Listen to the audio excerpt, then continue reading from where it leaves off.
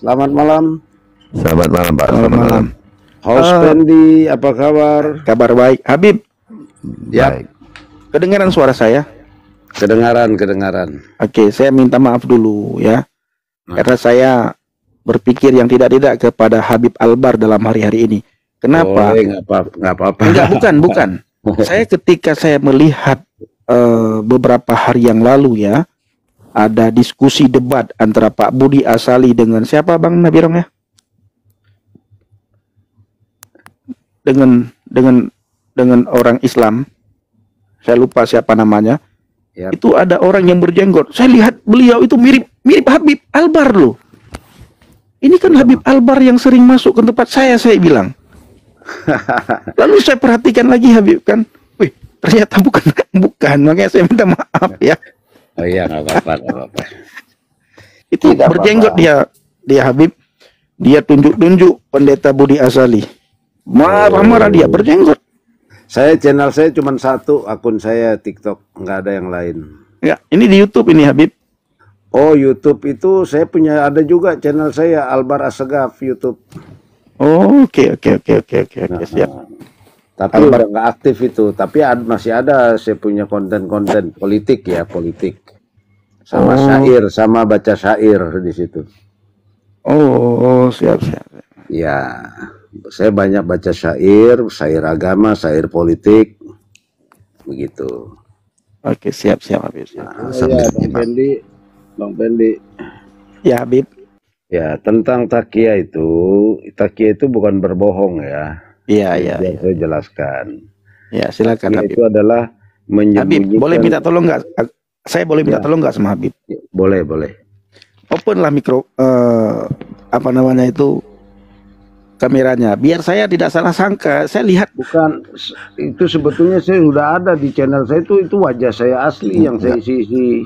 Habib kemarin itu benar saya bilang ini kan Habib Albar ini. Tapi nggak barbar beliau, nggak. Tapi beliau nggak barbar. Saya bilang ini dalam hati saya ya. Di mana dia? Di mana? Di YouTube Bapak lihat itu, di YouTube-nya di debat Pak Budi Asali. Nggak pernah, saya nggak pernah masuk YouTube debat di YouTube. Betul.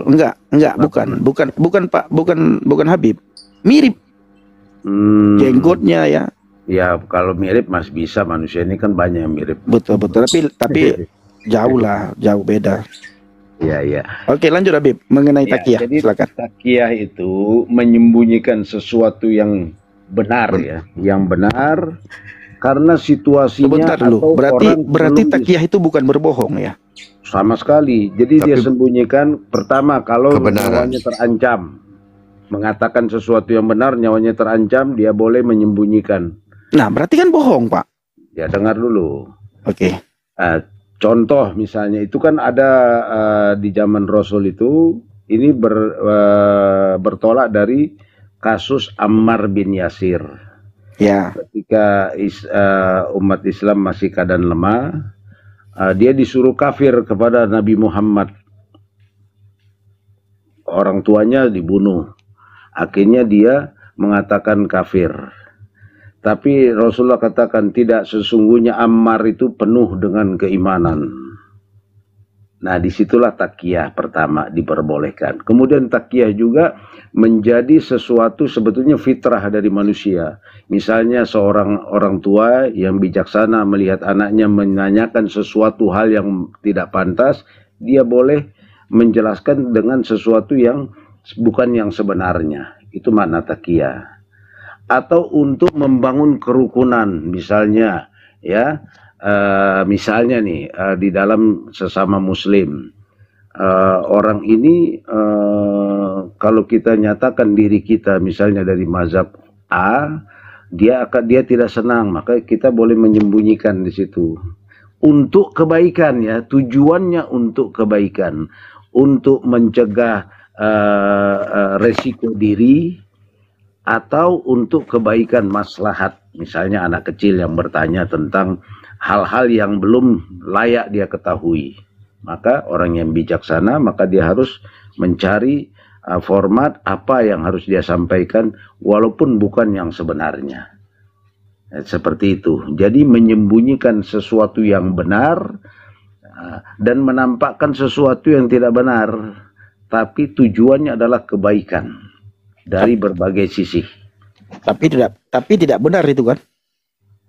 Dibenarkan, tetap dibenarkan. Misalnya kan saya contoh, anak-anak mengatakan Tuhan itu di langit. Kita kan mau harus menjelaskan seperti apa, ya sudah, Tuhan di langit. Nah, gitu.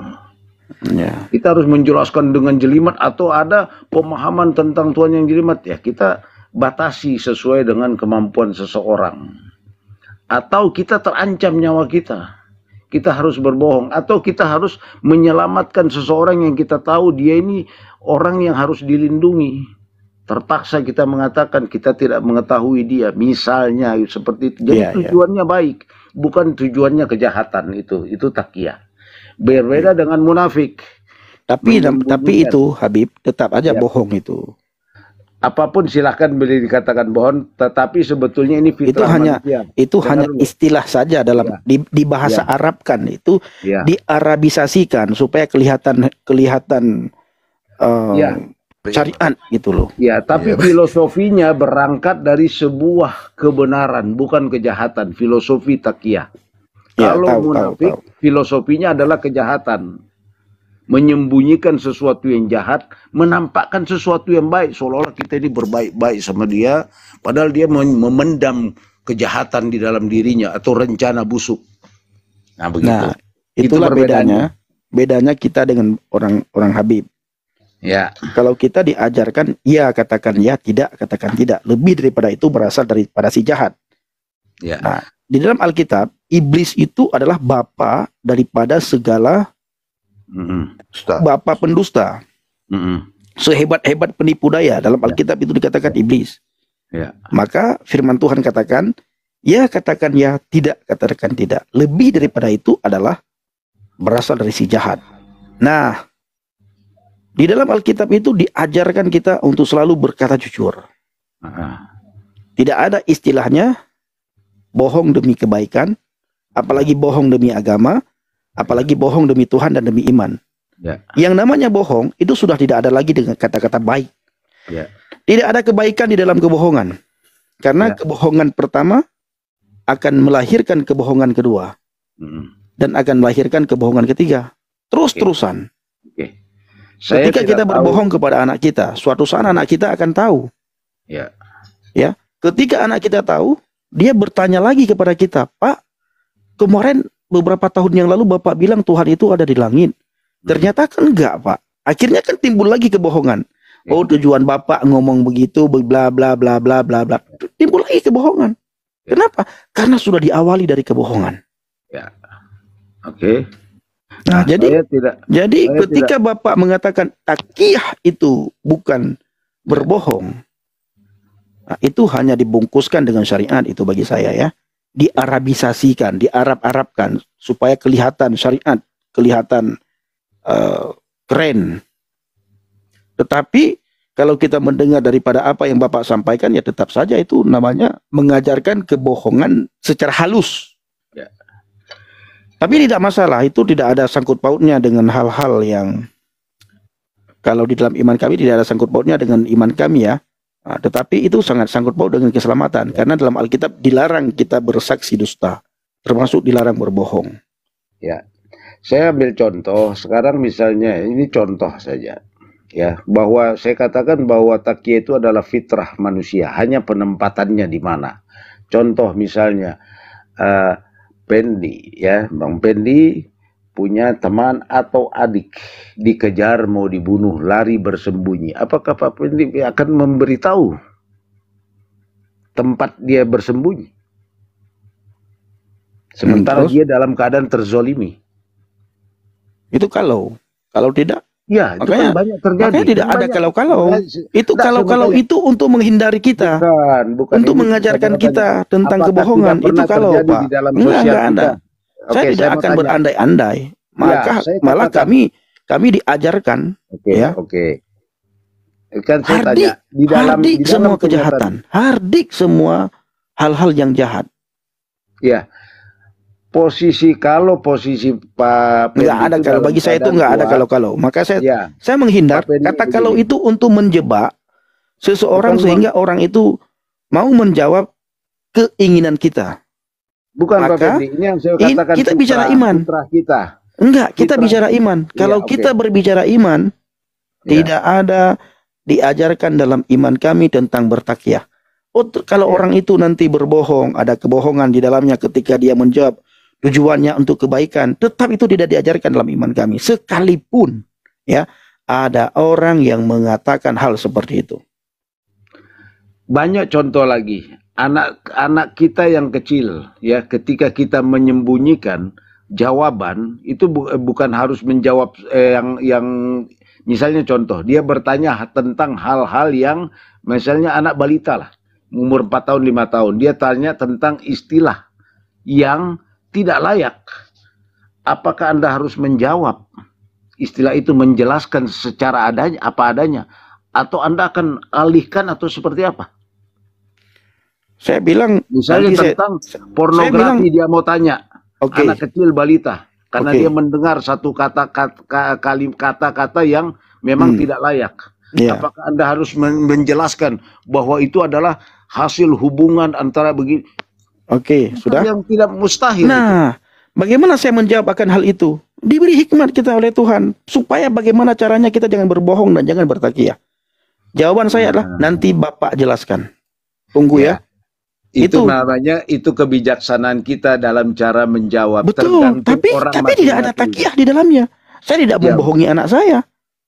Ya, makanya Islam itu memberi sesuai dengan porsi bukan itu takiah, itu yang namanya takiah, tetap takiah. Ketika Pak Habib menanyakan hal itu kepada saya tentang apapun itu masalah anak, saya akan jawab, ya. Saya akan menghindari kebohongan. Apa kata saya? Nanti ayah jawab, ya. Oh ayah, saya itu perlu jawabannya begini ya, begini. Tolong saya ayah. Sabar. Nanti ayah jawab, ya. Ada saatnya nanti ayah akan jawab dan ada saatnya nanti kamu akan ketahui. Untuk sementara sudah, ya. Oke, saya jelaskan dari saya. Kalau begitu saya jelaskan menurut versi saya. Kalau saya dalam keadaan lemah, ya, ini yang dikatakan takiah. Saya dalam keadaan lemah. Lemah di sini artinya saya tidak punya kekuatan untuk melawan. Nah, saudara saya terancam, dia lari bersembunyi ke dalam rumah, kemudian saya sembunyikan. Yang orang yang mengejar, misalnya jagoan di satu kampung saya. Dia mau obrak-abrik, saya sembunyikan. Tentu saya, mana kamu punya adik? Saya tidak akan memberitahu, oh dia pergi atau dia ke sana. Tidak akan mungkin saya beritahu. Lain hal kalau saya berani, saya bisa tundukkan itu jagoan. Ya. Gitu. Ya. Nah, itu pengertian takiah. Oke, gini Pak. Jangankan Tuhan Pak. Negara saja menangkap orang yang menyembunyikan kejahatan, penjahat. Coba-coba Bapak menyembunyikan penjahat dan ketangkap, Bapak akan terlibat di dalamnya. Bapak baca hukumnya. Kan saya katakan, ini posisinya kita terzolimi. Iya, tidak ada masalah terzolimi atau tidak. Tetapi Tuhan katakan ya dan katakan tidak. Pertama, ketika Bapak mengatakan begitu, artinya Tuhan itu tidak mampu menyelamatkan atau Tuhan itu tidak mampu menolong kita. Dan kita menakar Tuhan itu. Dan kita harus menolong diri kita sendiri supaya kita selamat. Artinya kita tidak punya Tuhan dan tidak punya keyakinan terhadap Tuhan. Seperti itu Pak larinya. Yang kedua, secara hukum negara pun siapa yang menyembunyikan penjahat atau kejahatan itu pun mendapat hukuman Pak. Ada hukumnya Pak. Dan itu bisa terjerat. Kejahatan ya. Kalau menyembunyikan sesuatu yang benar dia lemah supaya kan Bapak tadi Bapak tadi kan menyembunyikan penjahat yang lagi dicari. Bukan adik saya dicari oleh penjahat, saya bilang. Oh, adik Bapak dicari penjahat, berani sekali itu penjahat. Sebentar, saya sembunyikan. Masa saya mau beritahu? Gini. Terlalu berani seorang penjahat mencari sampai ke rumah Bapak. Loh. Saya rasa nggak mungkin, Pak. Nggak memahami pertanyaan. Begini. Namanya menyembunyikan sudah, nggak usah ini. Bentar, Habib. Saya punya adik dikejar. Dengar dulu. Sebentar aja, Habib. Nah, ini simpel aja. Habib ingin berkata, Habib ingin mengajarkan kita bertakiah. Iya. Habib ingin mengajarkan kita bertakiyah sehingga saya ingin katakan bahwa takiyah itu adalah fitrah manusia yang Allah ciptakan. Memang ada manusia untuk melindungi diri.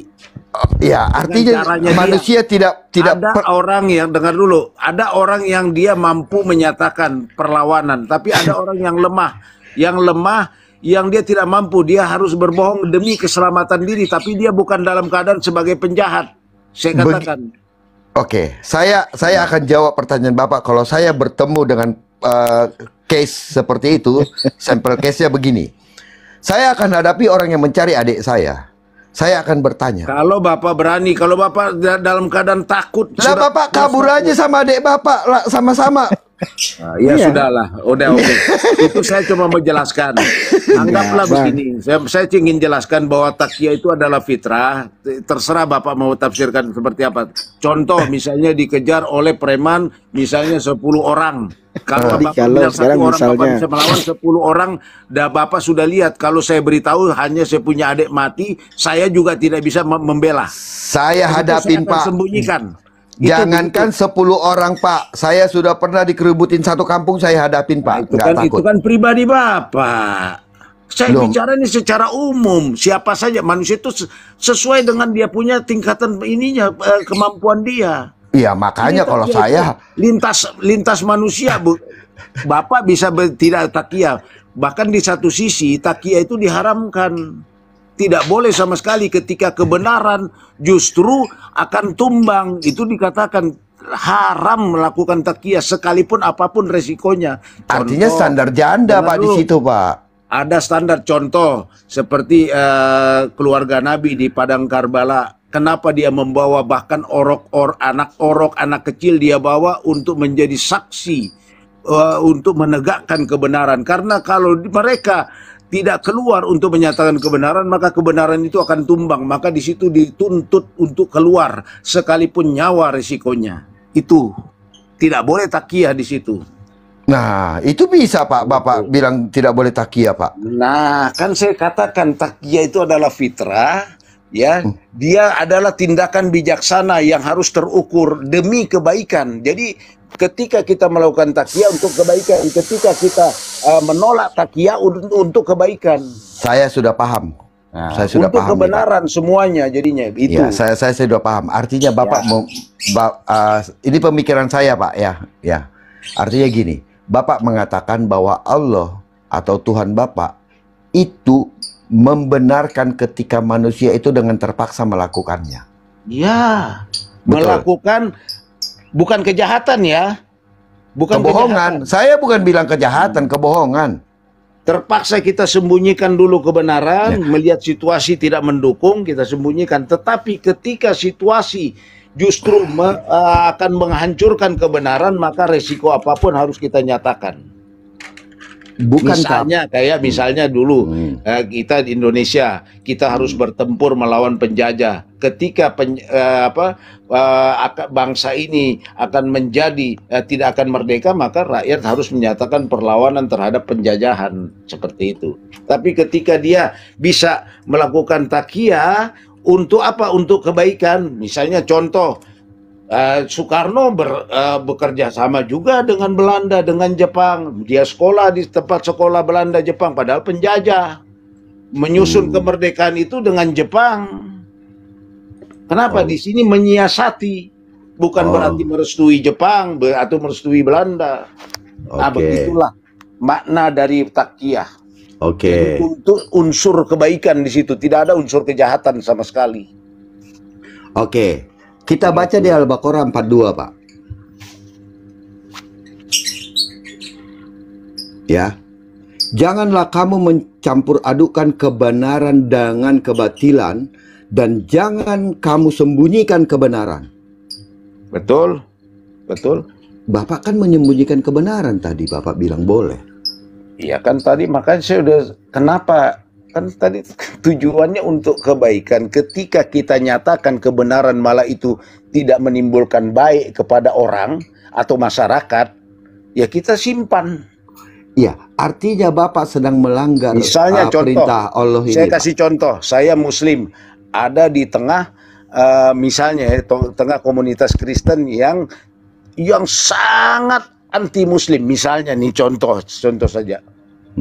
Bagaimana cara saya? Apakah saya harus menunjukkan kemusliman saya di tengah-tengah kampung? Tentu bisa saya sembunyikan. Sampai mereka punya keterbukaan. Ya, artinya Bapak melanggar perintah Allah ya, gini Pak, Bapak melakukan itu demi menyelamatkan diri Bapak, tetapi Bapak melanggar, tetapi Bapak melanggar perintah Allah di Al-Baqarah 42. Janganlah kamu mencampur adukkan kebenaran dan kebatilan, dan janganlah kamu menyembunyikan kebenaran sedangkan kamu mengetahuinya. Allah jelas mengatakan di sono, jangan kamu menyembunyikan kebenaran sedangkan kamu mengetahuinya. Artinya demi menyelamatkan diri, demi kepentingan keduniawian, Bapak rela. Talbisul haqqo bil batil. Janganlah kamu campur aduk antara yang hak dan yang batil. Beda mencampur aduk, beda menyembunyikan kebenaran. Lanjutkan Pak, lanjutkan. Ya. Wala talbisul haqqo bil batil. Innal batila kana zahuqo. Tidak boleh kita campur sama sekali, campur aduk antara hak dan batil sama sekali. Tidak boleh. Tapi menyembunyikan kebenaran untuk sebuah kebaikan. Satu, penyelamatan diri, penyelamatan masyarakat. Masyarakat ini belum paham. Misalnya sangat ortodok atau sangat primitif. Anda mau sampaikan, misalnya jangan Kristen lah. Kita di satu gunung, satu masyarakat yang masih primitif. Yang Anda mempraktekkan sedikit saja atau mengeluarkan kata-kata sedikit saja tentang sesuatu keyakinan adat yang berbeda, dia akan tebas Anda, bunuh Anda. Apa Anda harus lakukan? Kan tidak. Anda tujuannya mau memperbaiki masyarakat, tentu bukan dengan menyatakan lantang kebenaran, tapi melihat kondisi masyarakat. Itulah taqiyah. Sampai mereka menyadari, sampai masuk pengetahuan ke dalam diri mereka. Oh, ini salah. Oh, mereka mulai bisa membedakan. Baru ini namanya kebijaksanaan. Beda yang Bapak orang katakan. Bijaksana itu namanya. Taqiyah itu adalah orang bijaksana. Beda Pak yang Bapak katakan tadi. Iya. Sedangkan itu inti taqiyah, bijaksana, melihat segala sesuatu disesuaikan dengan individu masing-masing. Nah, pada tingkat yang puncak, taqiyah diharamkan apabila kebenaran justru akan punah atau akan hilang itu kebenaran di tengah masyarakat ketika kita menyembunyikannya. Nah, jadi ketika kita menyembunyikan adalah untuk apa? Untuk menyatakan kebenaran secara perlahan-lahan. Ya. Itu taqiyah. Mengungkap kebenaran secara perlahan-lahan. Tapi ketika kita sembunyikan justru kebenaran akan hancur, maka haram kita melakukan taqiyah.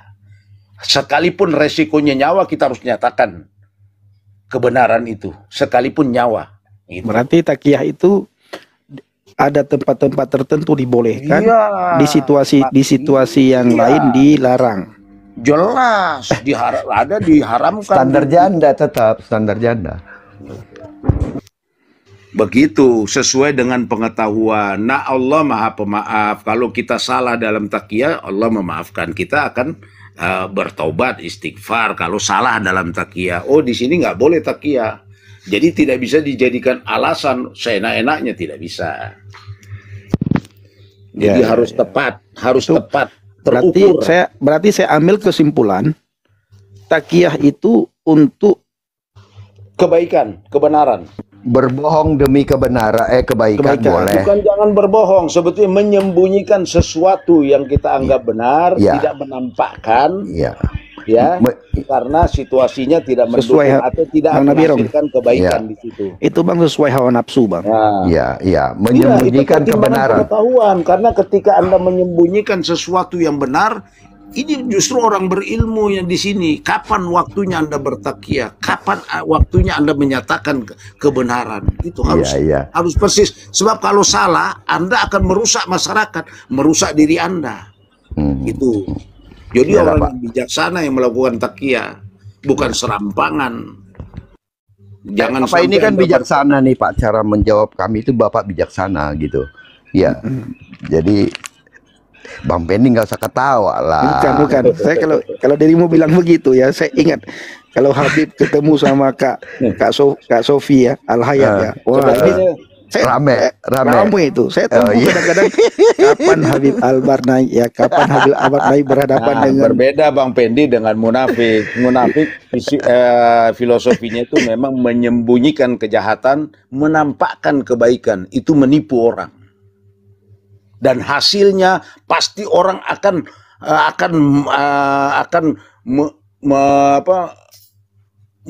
dendam, atau orang akan merasa betul-betul dikerjai atau ditipu. Itu munafik. Tapi kalau takiyah, ketika orang tahu, orang justru, ya kenapa kamu nggak bilang dari dulu, aduh.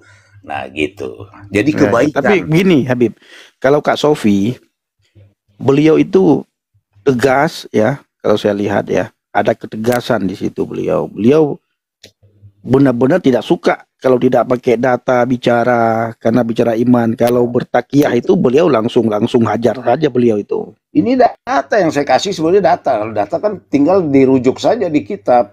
Kan tapi kan saya nggak bisa. Misalnya contoh lagi takiyah. Saya sebagai Syiah. Nah, ini contohnya nih, ini contoh takiyah. Ya kan? Jadi Bapak lagi takiyah nih ceritanya. Nah, dengar dulu supaya jelas. Enggak, itu suara apa itu? Bang Nawirong lagi makan. Saya bisa melakukan misalnya contoh tata cara sholat, ya kan? Di sini ada orang yang tidak suka, misalnya di kelompok di satu kantor saya datang. Saya mau sholat tata cara Syiah, tapi ada yang anti Syiah. Maka saya takiyah di situ. Tidak membuat runyam situasi. Sudah. Kenapa harus takiyah? Ini loh. Kenapa tidak berani ngomong jujur? Nah ini. Pertama saya tanya kepada teman-teman, panggil dulu. Panggil Ayat. Tolong panggil Kak Sofi dulu. Dengar dulu, biar saya jelaskan. Ini sebetulnya ruang bijaksana sebuah ajaran. Ya, ketika kita mempraktekkan tata cara sholat yang sebetulnya nggak terlalu penting untuk mereka, tapi merusak keadaan, untuk apa? Untuk apa? Nah, karena tujuan kita bukan untuk hal-halnya hal sepele. Ya, tapi kenapa yang tadinya bangunan hubungan itu bagus, kemudian cuma gara-gara dilihat kok gerakannya ini Syiah ini orang anti, akhirnya langsung tutup, stop total. Itu untuk apa? Nah, karena ada orang ini butuh pengetahuan perlahan-lahan. Ketika dia sudah menyadari, baru kita tunjukkan. Oh, sudah masuk pengetahuan di dalam dirinya, baru perlahan-lahan kita beritahu. Karena tujuan kita baik. Tapi kalau tujuan kita runyam, ya semua bermain buka-bukaan semua. Nah, itu nggak boleh. Iya. Gitu. Nah, terserah mau dibilang, tapi Habib, kapan sih kita bisa ngopi sekali, Habib? Iya. Habib. Bukan berbohong. Iya. Itulah kapan tadi kita bisa ngopi sekali? Itulah tadi contoh takiyah Pak ya. Jadi yang Bapak bilang itu ya tadi ya. Itu contoh kecil. Contoh kecil. Bapak itu tadi sedang melakukan takiyah. Jadi gini, contohnya Pak, ada kan seperti istri masak di rumah, ternyata kurang enak, keasinan. Boleh nggak itu kita bertakiyah Pak?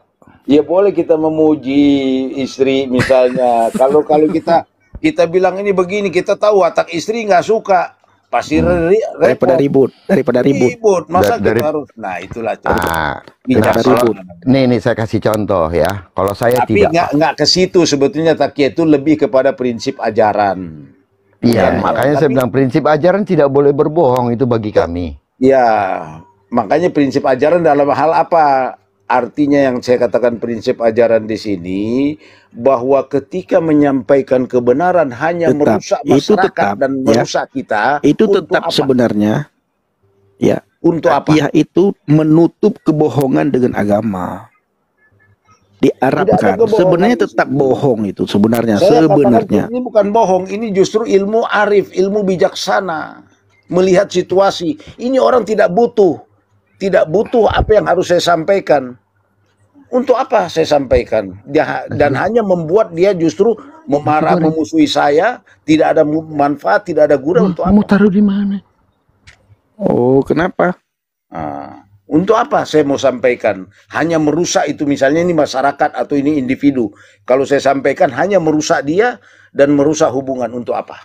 Oke, baik. Sekarang saya minta pendapat Pastor Cipto ya. Pastor, Ya, Minta tolong Pastor, bagaimana hal bertakiyah di dalam kekristenan, Pastor?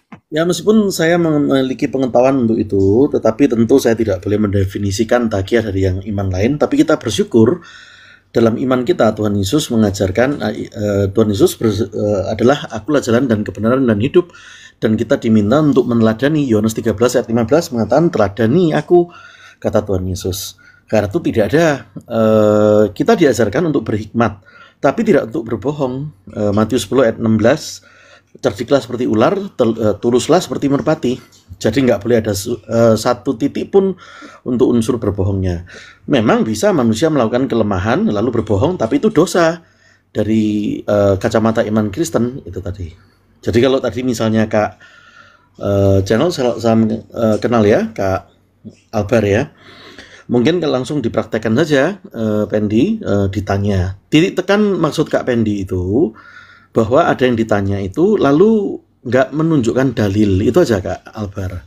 Tapi terus menjelaskannya panjang lebar kemana-mana. Seperti tadi ada siapa itu namanya, Erik Ranggong atau siapa itu, saya tidak pernah berdiskusi dengan dia ya. Tapi kadang-kadang dia sering masuk di ruangan Pastor Jeki juga ya. Nah itu tidak menunjukkan dalil. Waktu ditanya oleh Kak Pendi, dia cuma berceloteh panjang lebar tapi tidak satu pun ada dalil. Yang dikehendaki Kak Pendi dalil, itu saja. Ya kalau gitu kita lihat bagaimana Kak Albar mencoba berpraktek bertakiyah. Misalnya Kak Pendi kalau mau menanyakan pertanyaan silakan. Itu. Saya sebetulnya ada penjelasan dalil itu ada, cuma kan saya lupa ayatnya. Ya, kecuali orang-orang yang yang dia karena takut menyembunyikan keimanannya maka Allah memaafkan, itu ada ayatnya. Dan itu berhubungan dengan sahabat Nabi yang namanya Ammar bin Yasir, ketika dia harus menyatakan kafir kepada Muhammad karena setelah orang tuanya dibunuh, dia tinggal dia katakan ya saya kafir kepada Muhammad. Tapi Nabi Muhammad mengatakan tidak, Ammar penuh dengan keimanan. Itu dalilnya. Cuma kalau harus kitab-kitabnya, karena saya tidak spesifikasi di sebagai penceramah atau sebagai saya tidak menghafal secara di kitab mana, tapi itu sudah dikenal dengan baik di kalangan umat Islam dalil-dalil itu, bahwa itu ada peristiwa Ammar bin Yasir menyatakan keingkaran kepada Nabi Muhammad karena diancam dibunuh setelah orang tuanya dibunuh. Dan di Al-Quran juga ada ayatnya. Seperti itu. Yang saya paparkan sebetulnya bukan berarti saya mengarang, tapi ada penjelasan di Al-Quran.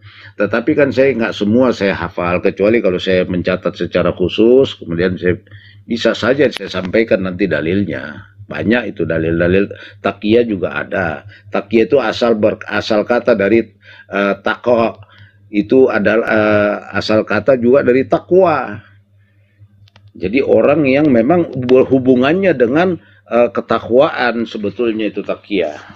Beda dengan munafik. Itu nifak, menyembunyikan sesuatu yang buruk, menampakkan sesuatu yang baik, muka manis, di hatinya penuh dengan kejahatan, rencana busuk. Itu munafik. Jadi kebohongan, menampakkan kebohongan secara lisan atau secara penampilan, tapi menyimpan kebusukan. Taqiyah tidak, menyimpan kebaikan. Dan ini pada posisi tertentu taqiyah memiliki derajat yang sangat bagus. Ketika dia mempraktekkan, ketika dia menyembunyikan itu justru agama terpelihara, kebenaran masih terpelihara, kebaikan terpelihara. Tetapi ketika kebaikan akan hancur dengan melakukan taqiyah, maka haram. Misalnya orang yang, misalnya contoh orang tertuduh, dia difitnah bahwa dia pembunuh, tapi dia tahu persis bahwa ini bukan. Kemudian dia bersembunyi dengan kebenaran, menyembunyikan kebenaran itu, kemudian dia mengatakan tidak tahu, maka dia dosa besar, menyembunyikan kesaksian.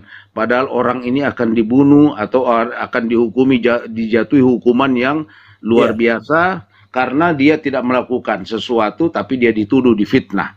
Maka seseorang yang mengetahui harus menyatakan dia tidak, dia bukan pelaku. Dia harus menyatakan bukti, saya saksi, saya seperti itulah kira-kira. Ya, titik tekannya Kak itu, maksudnya kalau ditanya dalam setiap pertanyaan, mereka tadi itu yang penanya-penanya terdahulu atau mereka yang sempat naik terdahulu itu ada yang tidak memberikan dalil. Itulah titik tekannya, tapi berceloteh panjang lebar tanpa dalil. Nah, karena itu mungkin kalau Kak Pendi mau menunjukkan pertanyaan, lah nanti coba dipraktekkan kalau Kak Albert bertakiah itu bagaimana supaya tahu bedanya sama ngeles itu seperti apa. Jika saya pribadi tidak tertarik untuk bertanya tentang iman lain meskipun memiliki pengetahuan atas pertanyaan-pertanyaan itu, namun mungkin jika diizinkan satu kali bertanya, apakah bertakiah, contohnya begini, kalau tadi kan ada ketidakkonsistensian, misalnya tadi Anda mencontohkan adik atau apa tadi itu. Jadi kalau kemarin A lalu nanti besok B, contoh begitu. Misalnya sebagai pertanyaan, jika mohon maaf jika berurinasi, ya pipis itu berurinasi itu ya, menghadap ke kiblat itu apakah boleh atau tidak boleh? Setahu kami tentu tidak boleh. Tentu sangat tidak boleh ya, itu benar luar biasa. Tapi apakah Kak Albert tahu? Saya nggak tahu, mungkin Kak Pendi bisa lebih bertanya lebih jelas, tegas dan tajam ya. Cuman saya sendiri tidak tertarik untuk bertanya tentang iman lain karena bagi kami iman Kristen sudah cukup untuk. Tetapi apakah Kak Albert tahu bahwa apakah benar, ini saya bentuk sebagai pertanyaan aja, apakah benar baginda dari bagindanya Kak Albert, junjungannya itu pernah berurinasi menghadap ke kiblat? Apakah benar? Saya menolak riwayat itu. Kalau ada ya, saya menolak. Ya, berarti apakah pernah membaca? Kalau ada, tidak mungkin tidak benar, pasti tidak benar. Kalau Nabi Muhammad menghadap kiblat, itu pasti tidak benar. Kalau bagaimana mengetahui pasti tidak benarnya kalau belum pernah membaca atau mempelajari? Ya, karena saya mengenal, memakrifati Nabi Muhammad, sesuatu yang saya katakan tidak mungkin kalau ada yang bertentangan, sesuatu yang bertentangan dengan pribadi Nabi Muhammad. Tapi bagaimana tahu kalau itu bertentangan kalau nomornya aja belum tahu? Kak Albert ya simpel, Nabi Muhammad melarang itu menghadap kiblat. Iya, karena kenapa dia melakukan? Tidak mungkin. Nah, kalau ini sosok yang terpercaya, sosok yang agung, yang saya sangat meyakini itu. Mungkin jadi kalau dia melakukan bisa meneruskan atau Nabi silakan. Kalau bisa buka tolong datanya di Sunan Ibnu Majah 325 ya. Pendi atau Kak Pendi atau Kak Nabirong ya. Tolong dibukakan di situ, mungkin bisa Nabirong bantu teruskan pertanyaannya ya. Ya, Nabirong. Apakah berani Kak Albert mengatakan dengan tegas di atas tertulis bahwa Sunan Ibnu Majah itu 325 adalah tidak benar itu, supaya nanti bisa tentang apa 325 tentang apa? Seharusnya enggak boleh kami yang menjelaskan. Justru itu enggak tentang apa? Ya tadi yang barusan tentang kencing menghadap kiblat. Saya menolak keyakinan saya. Ya, karena itu saya tidak tanya pendapat Anda pribadi. Terus tanya siapa? Tapi pertanyaannya, apakah itu benar bahwa ada Sunan Ibnu Majah 325 itu ada berurinasi menghadap kiblat? Setelah melarang, lalu kemudian setahun kemudian ada. Ya, saya jawab ya. Di hadis-hadis ini banyak. Sebentar Habib. Oke. Silakan. Bentar, Bang Nabirong. Ya. Minta tolong dibukakan, Bang. Pastor di mana tadi? Ibnu Majah berapa? Ya, Sunan Ibnu Majah 325 ya. Ibnu Majah 325, Bang. Sebentar. Abang ada nggak? Sebentar. Nanti biar Habib Albar baca, nanti Habib Albar yang menjelaskan apa yang ditanyakan oleh Pastor Cipto. Ya, namun sebelumnya karena itu kami tadi kan dalam rangka Kak Pendi bertanya contoh bertakiah itu apakah seperti ini. Itu Kak Albert kan belum membaca, bahkan bertanya ke kami isinya apa, berarti menunjukkan belum pernah membaca. Kalau belum pernah membaca, bagaimana bisa memutuskan itu tidak benar? Bukankah itu takabur? Menjadi sok tahu. Kecuali kalau memang benar sudah mempelajari, apalagi langsung ke sana, ke Arab, mempelajari dari pustakanya langsung, lalu berkata, oh saya tahu tentang itu dalil.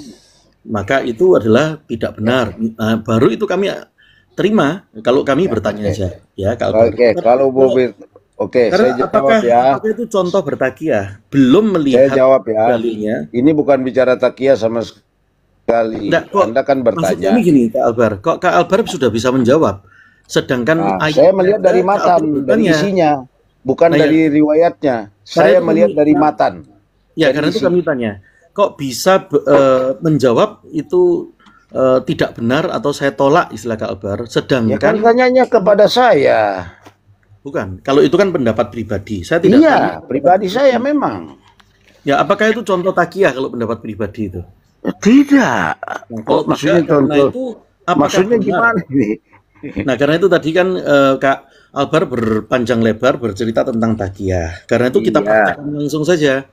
Iya. Nah, itu ada pertanyaan contoh. Sebenarnya saya pribadi tidak tertarik. Itu biasa teman-teman apologis yang coba pertanyaannya dipermudah, diperjelas supaya jelas mana yang pertanyaannya itu bertanya tentang takiyah. Sebentar gini, Pak Cipto. Ya, silakan. Kalau Bapak ini memang kurang setuju dia dengan hadis itu, Pak. Hadis-hadis itu Pak Albar ini kurang mau ditanya atau kurang mau ini, Pak, gitu. Betul. Jadi kurang mengakuinya. Jadi gitu dia berdasarkan Quran saja, Pak, gitu. Ya, tidak, Quran hadis, saya Quran hadis. Jangan bilang Quran saja, Quran hadis.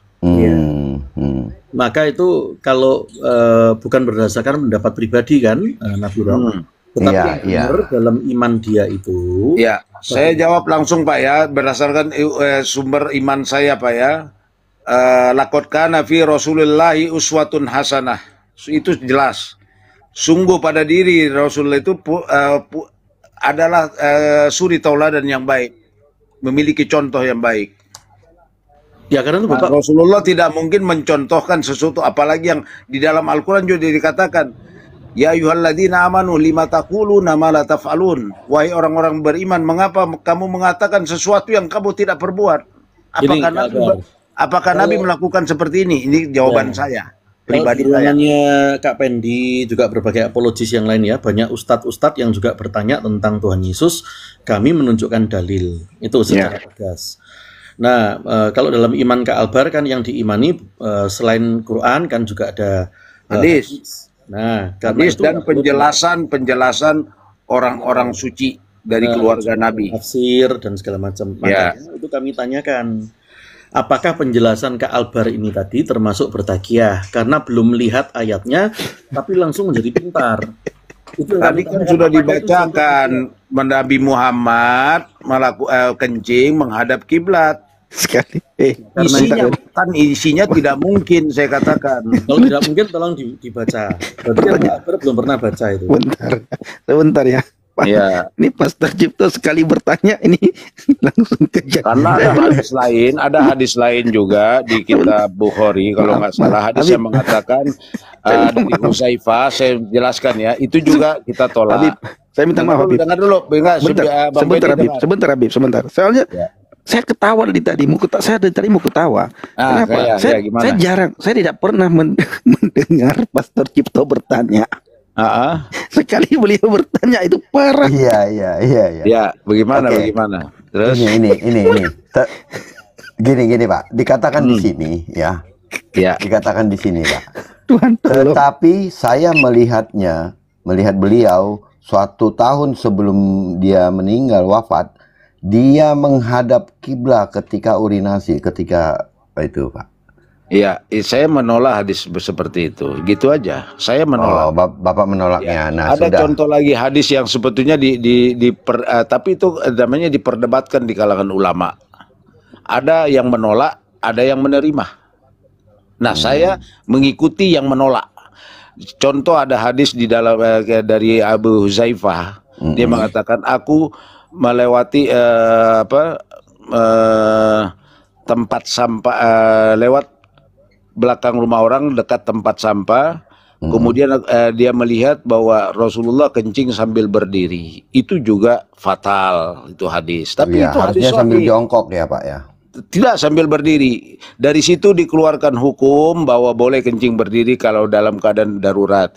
Itu juga fatal, kontroversi. Tapi kontroversi ini kita tidak bisa menghukumi karena ya silahkan yang mau meyakini, yang tidak ya jangan, kan gitu. Iya. Iya, tapi kebanyakan itu namanya perbedaan, itu bukan prinsip. Tetapi bisa menjadi prinsip bagi orang yang meyakini keutuhan suri tauladan Nabi. Tapi bisa juga mengatakan tidak prinsip, oh bisa saja Rasulullah seperti itu. Dari situ mereka mengambil hukum bahwa boleh kencing dalam keadaan darurat. Itu ada ulama hadis yang seperti boleh kencing itu. berdiri dalam keadaan darurat. Bapak kalau kencing itu dari selalu situlah dalam mereka keadaan darurat mengambil, apa jongkok, Pak? Sudah, artinya di sini ini kan wilayah perbedaan. Lagi. Dengar dulu, ini wilayah perbedaan kontroversi yang ulama juga berselisih. Ngapain kita mau masuk terlalu dalam? Nah, silakan. Makanya pada hal-hal yang prinsip itulah yang kita boleh bersikukuh. Kalau hal yang begini, sudah. Hal-hal yang sebetulnya tidak terlalu menarik. Ada contoh lagi yang saya juga menolak dan ulama juga menolak. Diperdebatkan, misalnya abasa wa tawalla. Dia dalam kurung, di situ tidak tertulis Muhammad, tapi ditulis dia Muhammad telah bermuka masam. Padahal ulama yang lain menolak bahwa itu bukan Nabi Muhammad yang bermuka masam, tetapi di terjemahan ditulis dia Muhammad. Nah, makanya Habib, di ulama Islam itu berbeda. Di dalam kitab Habib sebenarnya dalam Al-Quran itu banyak sekali kata-kata yang ditambahkan, kalimat yang ditambahkan, terjemahan yang ditambahkan, banyak banget. Iya, mencocok yang ada diada-adakan. Itu sudah penafsiran manusia, makanya situ bisa makanya saya bilang itu banyak sekali. Kalau tidak ada penerjemah, kalau semua serupa tidak mungkin ada berapa mazhab, begitu juga Kristiani. Iya. Tidak mungkin terbelah menjadi dari 73 golongan itu, Pak. Bapak termasuk yang mana lah, Pak? Persepsi manusia yang berbeda di dalam memeriksa hadis. Hadis itu kan disampaikan oleh riwayat-riwayat. Belum tentu semuanya dari Nabi, belum tentu. Mana Birong? Saya rasa sudah cukup ya dengan Habib ya. Ya, saya rasa sudah cukup. Malam banyak besok, sih. Habib, Nanti malah melebar kemana-mana kita, Pak Albar. Nah, besok saya malam. sebetulnya tadi cuma mau meluruskan makna takiyah, bukan Bapak mau meluruskan, Bapak aja belum lurus kok. Tidak masih belok-belok bertakiyah. Itu sebuah kearifan, sebuah kebijaksanaan untuk orang-orang yang punya mengusung nilai kebenaran. Dia harus punya kearifan di dalam menyampaikan. Itulah yang dikatakan Siap. Dia bisa saja dia sembunyikan pada satu saya saat. tunggu ya, soalnya saya penasaran masalah kata-kata takiyah ini tadi. Besok.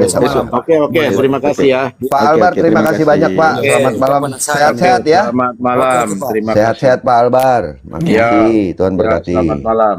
Yo. Turunkan Pak Albar. Pak Albar. Untuk Abang Pendi dulu. Iya. Salam. Pak Pendeta Cipto, salam. Yahobu, Bang Nabiro. Siap, salam. Kenapa saya ketawa? Saya belum pernah melihat Pastor Cipto seperti ini. Belum pernah. Ya. Jadi makanya tadi Bang Pendi mau saya tanyakan ini. Nah, ketika perampok bersembunyi di rumahnya, apakah dia ikut menyembunyikan? Kenapa nggak dia tunjukkan perampok itu biar ada jalan ininya? Soalnya perampok itu adiknya beliau, bukan orang lain. Kan nggak mungkin ditunjukin. Udah, jangan lagi dibahas itu. Jangan dibahas lagi lah. Nanti takiyah lagi kita. Soalnya tidak Habib sudah tidak ada ya. Enggak. Saya lucu kepada Pastor Cipto ini.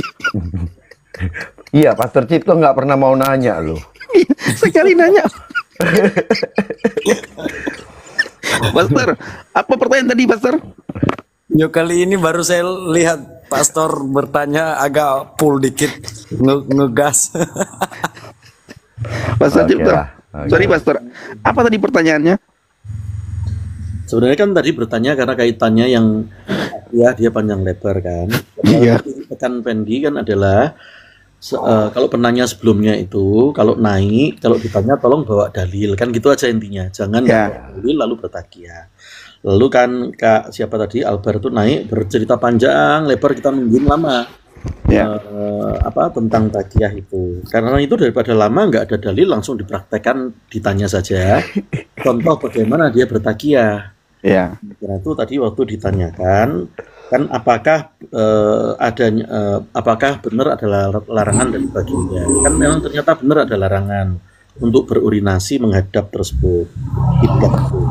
Oh. Tapi lalu kemudian kan apakah benar ternyata kemudian setahun kemudian beliau berurinasi. Ini pertanyaan ya, bukan ini pertanyaan. Kan di ruangan Pastor Jeki, di ruangan berbagai apologi juga banyak ustadz yang bertanya tentang Tuhan Yesus. Iya. Malah ada yang polemikus kurang ajar sampai mengolok-olok Tuhan Yesus. Kalau kita kan bertanya tadi. Nah, sebab itu tadi itu pertanyaan untuk supaya tahu bagaimana beliau yang bersangkutan itu memberi contoh bertakiah. Tapi ternyata ayatnya aja dia enggak hafal, enggak tahu. Tapi yang aneh, itulah contoh takiahnya. Berarti enggak tahu ayat, enggak pernah baca, lalu tiba-tiba mengatakan itu pasti salah itu. Atau saya menolak itu. Bagaimana itu sebagai contoh takiah? Apakah itu contoh takiah? Tidak belajar, tidak mengetahui, lalu langsung memutuskan. Nah, kalau dalam iman Kristen tidak boleh seperti itu dari kacamata itu. Dan tadi itu ditanyakan di dalam dalil tersebut Sunan Ibnu Majah 325 tadi itu tentang kemudian setahun kemudian berurinasi menghadap kiblat tersebut. Sebagai pertanyaan itu apakah diulang juga sama Pastor Juto mana bilang, saya sebenarnya tidak suka bertanya tentang iman orang lain. Itu kata-kata yang diulang-ulang. Saya lebih suka bercerita tentang Tuhan Yesus. Iya. Tapi dari satu pertanyaan itu ada 3 kali diulang sama Pastor Juto. Saya nggak suka sebenarnya menanyakan iman orang lain. Oke lah, oke. Ada Tuhan Yesus baik.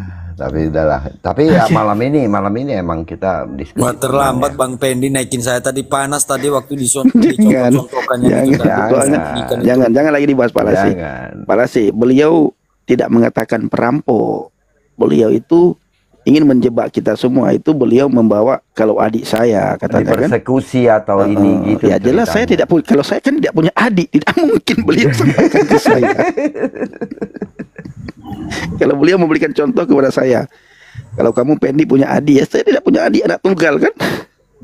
Iya, setidaknya kan gini Bang Pendi ya, kita ini aja kan untuk diskusikan. Setidaknya kita harus bertanya kasus yang menimpa yang bersembunyi di rumah kita. Kita bisa kan menengahi, kan gitu. Kenapa mesti disembunyikan? Enggak, beda tadi. Jangan lagi dibahas Pak Lasi, beda tadi. Pertanyaan beliau beda. Kita anggap saja menurut beliau itu baik ya. Nah teman-teman ini masih banyak orang Aceh yang hadir ya. Jangan dibalas ya. Mau mereka bilang Pendi AC, Pendi Buit, jangan dibalas Bapak Ibu ya. Biarin aja. Kita berdoa. Ada lagi nggak yang mau naik gitu? Nggak ada lagi.